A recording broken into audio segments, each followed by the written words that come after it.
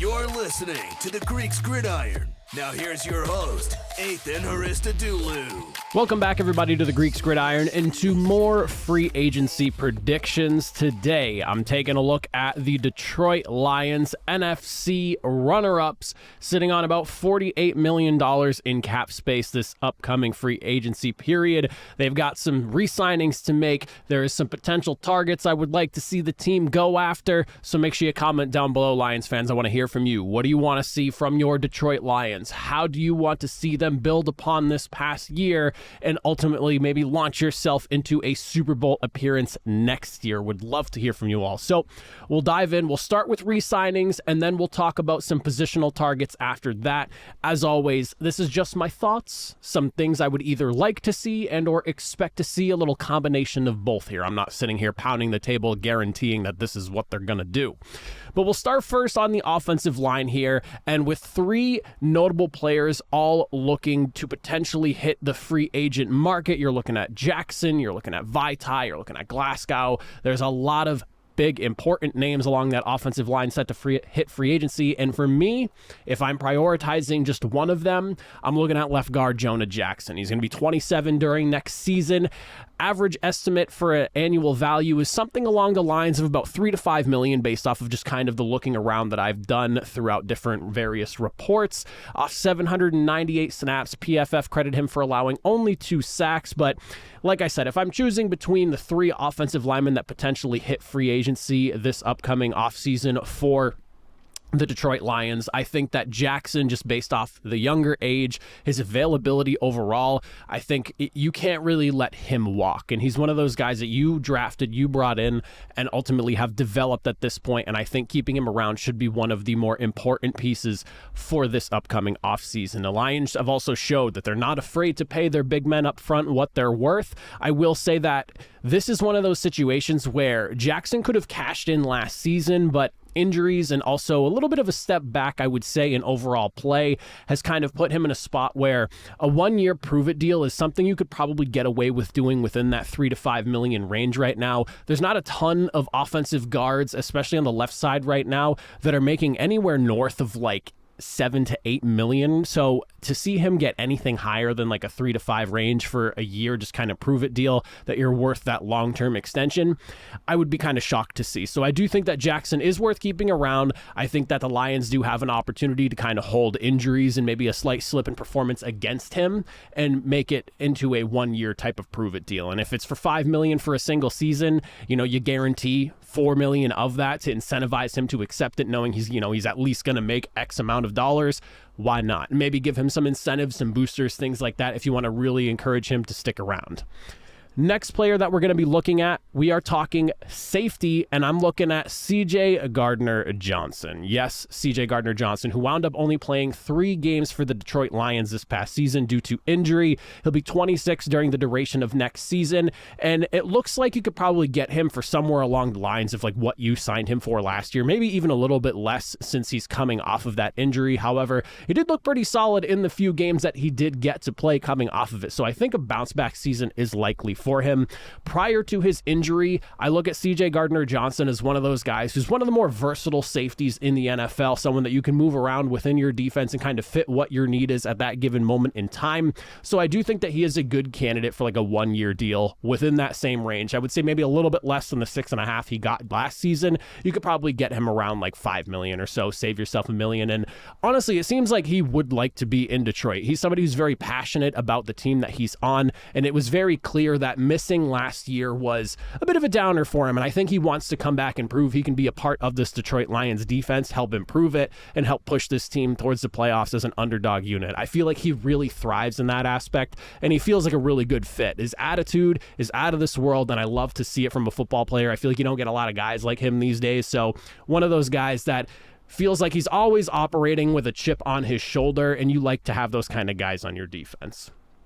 And then the third guy that I have pointed out here and cannot go without saying, wide receiver Josh Reynolds. He'll be 28 during the duration of next season. Spotrac has him estimated to be getting something along the lines of about $7 million per year. In 2023, you're looking at 15.2 yards per reception off of 40 catches for 608 yards. He also had 5 touchdowns as well. This is about keeping consistency in your wide receiver room strong and also allowing a guy like Jameson Williams to continue to develop and just push himself further and maybe even end up stealing that wide receiver 2 spot behind Amon-Ra St. Brown and Josh Reynolds by giving him some more time, not putting all the pressure on him to deliver as soon as next season. And on top of that, Reynolds just seems to have a really good chemistry with Jared Goff and a knack for big plays. I mean, the guy averaged 15.2 yards per reception last season, and his career average was about 13.3. So he's averaging almost a whole 2 yards more than what he did on average through the duration of his career up until this point.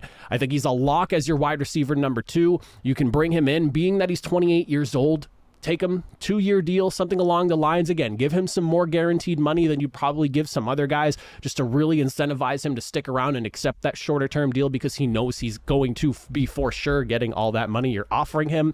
I say if you're doing a 2-year deal worth up to $14 million, you guarantee $8 to $10 million, something along those lines. Give him some incentives, maybe some boosters as well. But I do think that keeping Josh Reynolds around is key to keeping this offense as potent as possible during this next, I would say, 1 to 2 years where you have a wide open Super Bowl window right now where you need to keep the nucleus and the big play guys around. Josh Reynolds fits that bill in my opinion. And again, 28 years old, 2-3-year deal makes a lot of sense to me. You could opt to, move on within the 2nd or 3rd year of that contract if you think things aren't working out or if maybe a slip in production starts to happen. But right now, Josh Reynolds is hot, and I think he's worth keeping around for the Detroit Lions.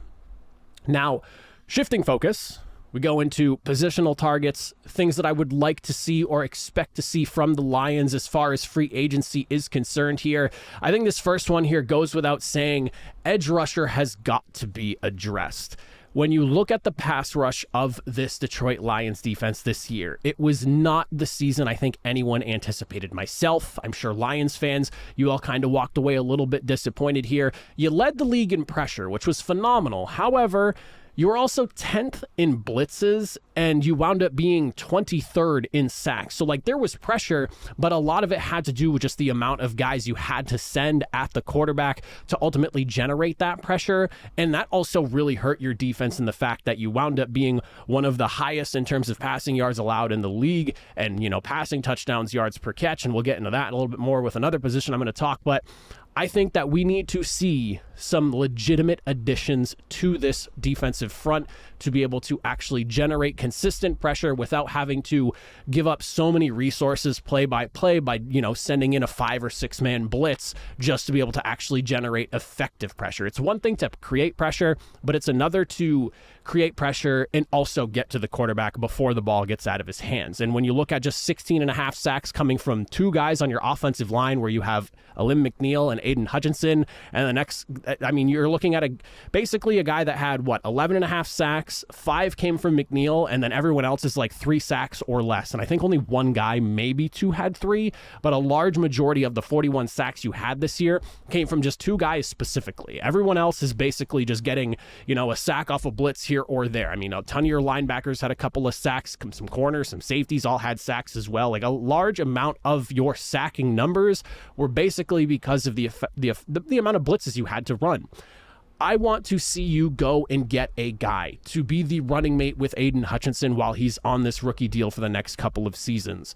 Front load the deal, add some void years, and go pay one of those upper echelon guys. I'm looking at Zadarius Smith. I'm looking at Danielle Hunter. I'm looking at Josh Allen from Jacksonville. I want to see them swing big. Absolutely swing big. Go for a guy that's going to cost you $20 million a year. And again, add those void years at the end. It seems like everyone's doing it. Front load the deal so that way in a couple of years, if the production starts to dip or whatever, it makes it easy to move on.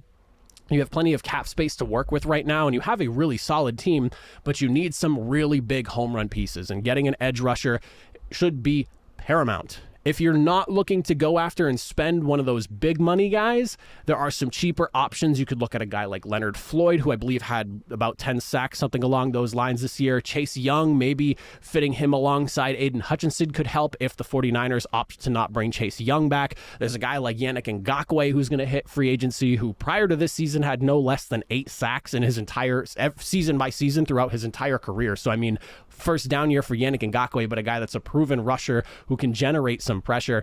There are options, whether you're looking for the home run hitter guy like the big names I mentioned, or if you want to spend just a little bit less, you could still do the same thing. Front load the deal, but it's just not as much money. You sign him for like a 2 or 3 year deal so you get like a legitimate running mate alongside Aiden Hutchinson. I think you have to consider that, and you want to get a home run guy. Second position I'm looking at here, and it goes without saying again, cornerback. We've got to see some improvements from the cornerback room in Detroit. Something has to be done. Like I mentioned earlier, 6th in passing yards allowed. You were 6th in passing touchdowns allowed. You were 2nd in yards per reception allowed this season. You have got to get yourself someone to play opposite Cameron Sutton. Good news, seems like some of this was already kind of situated. You went and brought in Brian Branch, who fit into the slot extremely nicely, in my opinion, for the Lions. So the way I see it here, you got to get some depth for that cornerback room. However, I'm not necessarily pounding the table for getting like a star cornerback in this free agency. I think a big amount of the money that you have should go to the edge rusher position. Like I said, this is where you want to find depth and quality guys, because it's not enough to just have 3 legit starting corners. You want to have guys that can be effective in a rotation if necessary. I think you can go into this group and get a guy like a Levi Wallace, a Dane Jackson, Miles Bryant, a Kello Witherspoon, Sean Murphy-Bunting, somebody who's effective but doesn't necessarily need to be the starter. The reason I say that is because I am kind of expecting, and also would just really like to see Detroit spend a very high draft pick on one of the best corners in this draft class. I think in order to try to structure your roster correctly, you want to get a guy that you expect to be ready day one coming out of the draft in a position like corner where a lot of money can get allocated if it's a really good player. You get a number 1 corner on a rookie deal to work with Cameron Sutton. You have the slot covered by Brian Branch, as I mentioned, and then you can spend the big money on a pass rusher, somebody to run alongside Aiden Hutchinson on the opposite end of the defensive line. I would like to see a depth addition here. You could go and spend big money on like a L'Jarius Sneed, Jalen Johnson type of guy, but I just feel like at that point you're allocating a lot of money to 2 premier positions where it's, think of it as get a premier edge rusher, spend a lot of money there. You can go get a high-end corner in the draft as long as you do a really good job as far as drafting is concerned, and then you can basically fill 2 massive positions of need in today's massively overly passing attack type of football. And then last, but certainly not least, one that I would like to see get addressed here as well, and this is more so doubling down on the pass rush here, because I think you just cannot have too much of a pass rush in today's NFL. And if you can rush 4 as often as you would like, and you can actually generate pressure and get sacks as well, the better off your defense ends up being. I think defensive tackle, definitely a place to look. You have Aleem McNeil. He stepped up this year, and I think he stood out as well. But beyond him, like, what do you really have? You have Tyson Alualu, who's 36 years old, and he's not getting any younger. Martin Broderick isn't really getting playing time. Levi, I don't really know how to pronounce his name here, but I'm going to try my best. Levi Onwuzurike had a sack and a tackle for loss this year, but I want to see somebody who can help in the run, but also generate some pressure and collapse the pocket from the inside. So I'm looking at guys, again, we're not talking high-priced defensive tackles here. In a fantasy world, it would be insane if the Chiefs opted to not bring back Chris Jones, and then you're looking at the Lions bringing in Chris Jones. Like, that would be fantasy picking out of its mind, out of this world kind of type deal. I would love to see it. Do I think it's realistic, though? Probably not. So you look at guys like Javon Kinlaw from San Francisco, Jordan Elliott, Adam Butler from Miami. Those are guys with a proven track record of A, generating pressure, but B, also getting to the quarterback from the interior. I think these are all guys that you could get somewhere within the ballpark of like $6 million per year or less if you're signing them to like a 2-3 year deal, something along those lines. Again, help in the run, improve the pressure up the middle. We're also talking improving pressure from the edges from your defensive line as well. We're talking getting a good corner to help add some depth to the room and then address it as well, double down in the draft. And from there, we're looking at what is hopefully a better defense against the pass in Detroit going into next season as we start to see what the Lions truly look like in what appears to be a Super Bowl window that could last for at least, the next couple of years, I would say at minimum. I think there's enough talent there that we should see the Lions be a legit threat in the NFC at least through 2025. So double down on defense. Go get some guys, improve that pass rush, help with the secondary, and I think the Lions will be better off going into next season. But Lions fans, let me know in the comment section, what are your thoughts? What are your opinions? What would you like to see? What do you think about what I had to say here? But that is it for me. As always, I appreciate it if you made it to the end. I'll see you all next time. Have a good one.